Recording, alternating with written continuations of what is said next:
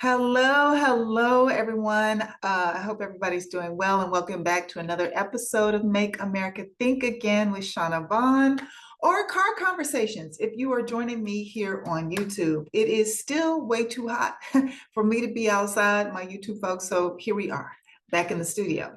Today, I want to talk about the defenders of democracy. Right now, we are watching in real time history being made by the Texas state legislators who have left the state to prevent Texas legislation or the state legislators as a body from obtaining quorum because what they're trying to do in the state of Texas is gerrymander the Black and Latino vote out. I'm just going to make this as plain as I possibly can because I feel like some people aren't getting what's happening in Texas right now. So you're watching history being made in real time. Okay, so y'all remember the floods, right? So Governor Abbott in the state of Texas, and then Ken Paxton is the attorney general, and then you got the whole body of legislators. So they said, okay, so we need to re-up the money for pass some bills so we can get some money for the survivors of the survivors in Kerrville and of this flood, and also to put some more security system, update our security systems and alarm systems for the weather, right? So in that bill, though, they also were trying to slide in the gerrymandering of the state.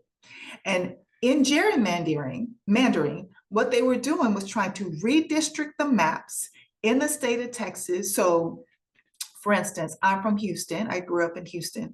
So adding, let's say, if you know Texas, Conroe, Huntsville, Montgomery County with Harris County, like adding rural with city and adding areas that are predominantly Republican dominated and Republican voting, and expanding those Democratic areas to where it includes more Republicans.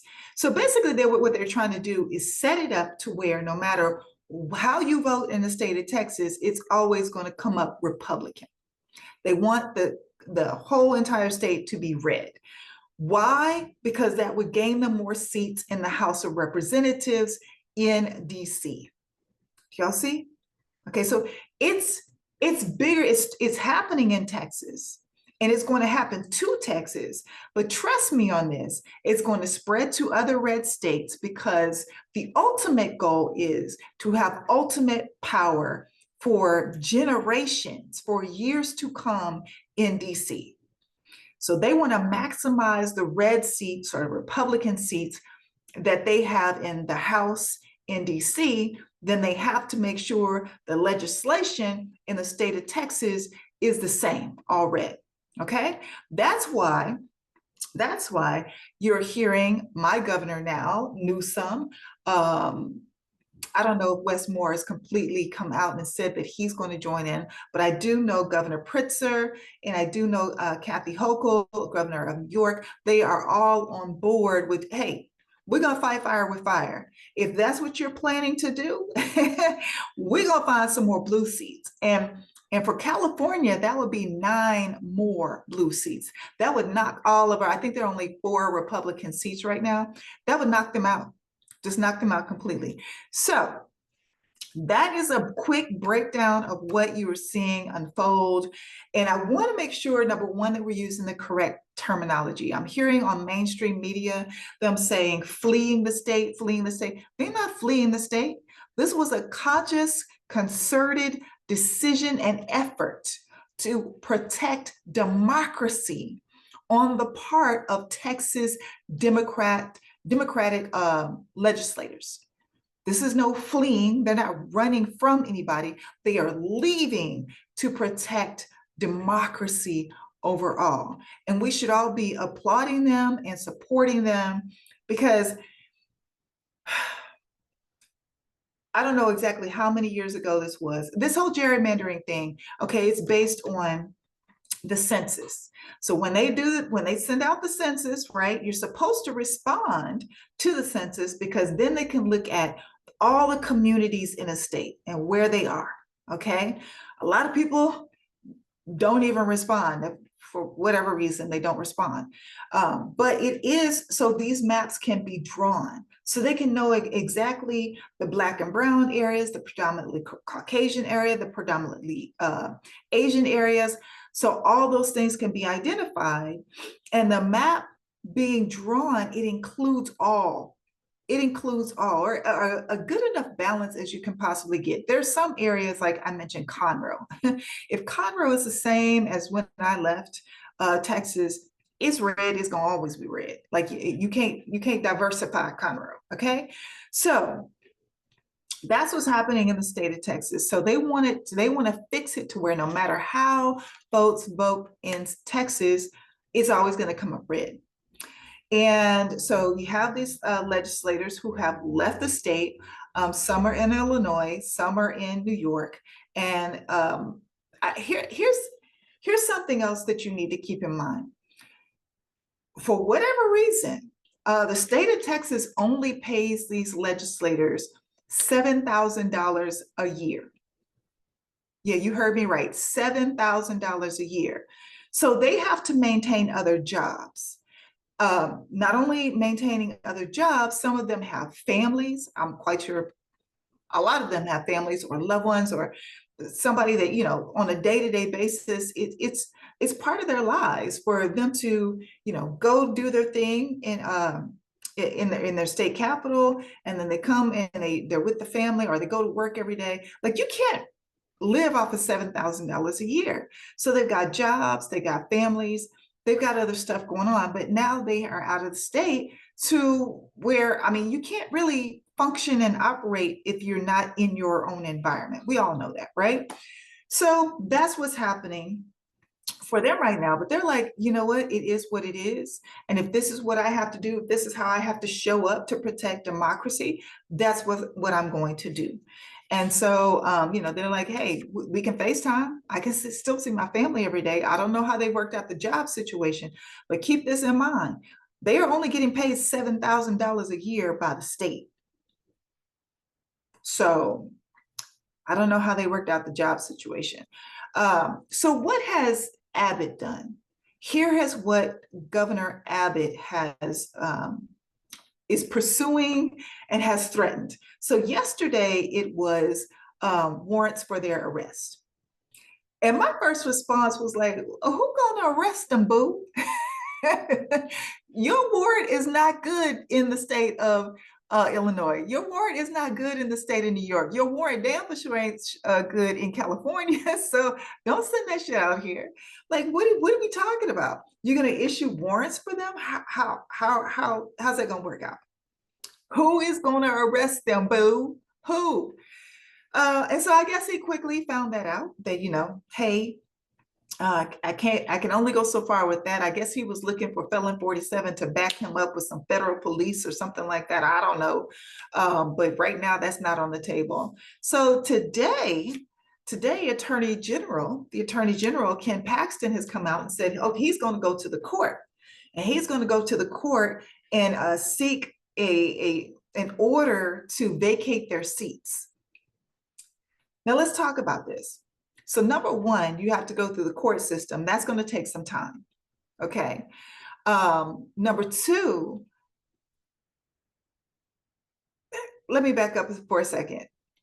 First of all, if they were to arrest these folks, and this is broadcast on national television or floating around on social media, honestly, I'd love to see it.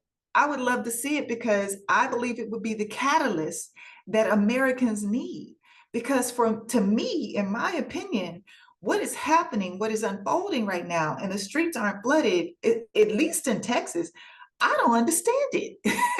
I don't understand it. Like, what is it going to be to put the fire under people? Like, literally, they are trying to steal an election. They are trying to steal the midterm 2026 election, and they're starting with Texas. So I believe that arrest, or this whole trying to vacate them from seats. Now, I know I don't know for sure, but I would be very inclined to bank on the fact that if Ken Paxton or Abbott or whomever went to Texans and said, "Hey, we are going to vacate these seats because they are not returning to Texas to vote on this gerrymandering issue." I'm quite sure there'd be a lot of people upset because they elected them. They put them in those seats, not Abbott, not Ken Paxton. The people elected them to those seats. So now you're going to go to court and you're just going to snatch them away? You already, Governor Abbott, you already held Sylvester Turner's seat open. He passed away, I believe, in March. You're holding that open until November, this special election coming up in November in the state of Texas. That was foul. That was wrong. And now you're telling us that you're going to come and snatch other seats? Duly elected individuals? I'd like to see it. I double dare him. I double dare you to do it. I double dare you to allow Americans to see that on social media, to see it go all over. You put it on Fox News, put it on MSNBC, put it on CNN, put it everywhere, and watch what happens. Because a lot of us understand what's happening in Texas right now is connected to all of us. All of us. So if they can go and vacate seats in Texas, if they can arrest people, state legislators in Texas, because they are refusing to participate in a vote on gerrymandering, number one, we know that it can happen in other states. And we know that's the plan. That's the plan. If it works in Texas, they're going to go to Alabama, Mississippi, Louisiana. They're going to go to the Carolinas. That's what's going to happen. So for all you think that you're sitting pretty and you're just going to sit back and have your popcorn and watch this whole Texas thing unfold, if you're in a red state, understand it's coming to you next. And then at the end of the day, overall, it's going to impact all of us because it's going to be connected to what happens in the midterm election that's coming up in 2026. So we all need to be paying attention. We all need to be pushing back, and we all need to be supporting these defenders of democracy out of the state of Texas right now. Now, my Governor Newsom, like I said, Kathy Hochul, New York, you have Westmore in Baltimore, and then you have Governor Pritzker in Illinois. They have all said, you know what, Texas, two can play this game. We're ready to fight fire with fire. So do it if you want to. Try it if you want to. Fuck around and find out if you want to. And we're going to add these blue seats real quick. We're going to add these blue seats real quick. As a matter of fact, Kathy Hochul said, you know what? I'm going to move the body out of the way that deals with the redistricting and all that. I'm going to move them to the side so I can do what I need to do. So my hands are not tied when the moment comes and I need to make this change happen. She's on it. She's on it. So I feel like Gavin is, just waiting back in the cut. Let me see. Let me see what you do, Hot Wheels. Let me see what you're doing down there in Texas. Because, ordinarily, we wouldn't be doing this tick for tat situation. We wouldn't be doing this. We wouldn't be doing this back and forth. And we definitely wouldn't be playing with gerrymandering because we want everyone's voices to be heard. But in this moment in time, we've got to meet the moment and we've got to fight fire with fire. The gloves must be off.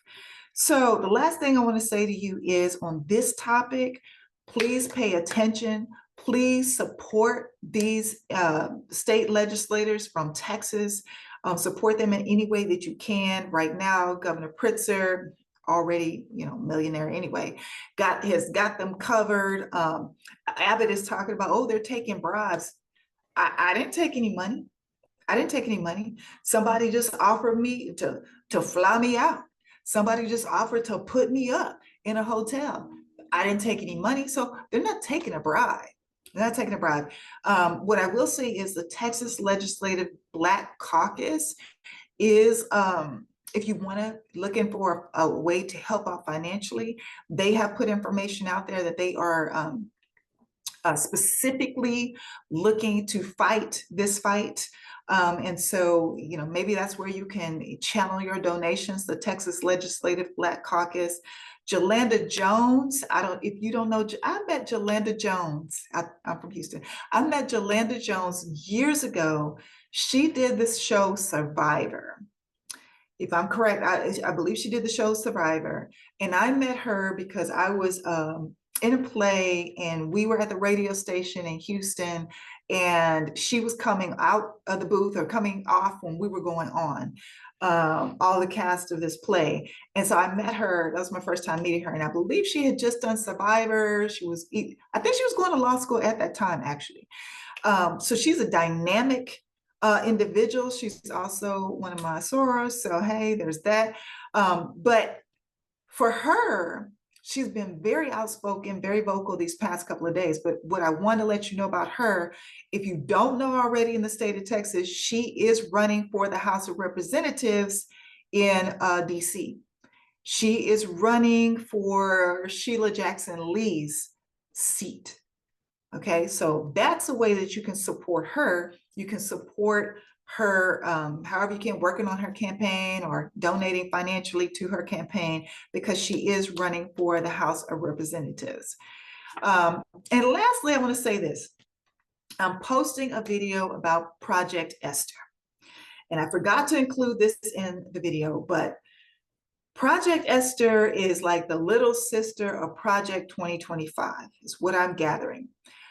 It appears that what the Heritage Foundation has done is put up propaganda messaging on their website and out there. You know how prior to the election, we could read all the details of Project 2025. I guess they have learned from that, and Project Esther is embedded in Project 2025 somewhat. Some of the themes you will hear, I have already talked about, but then there's some new stuff in there, okay? Now, I want to make this very clear, where Project Esther is written, I could not find. Okay, I want to make that very clear.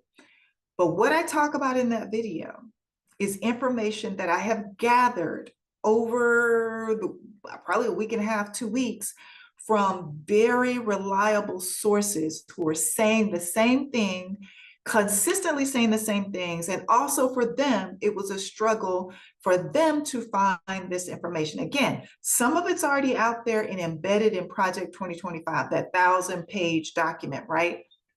But there are some more layers to it.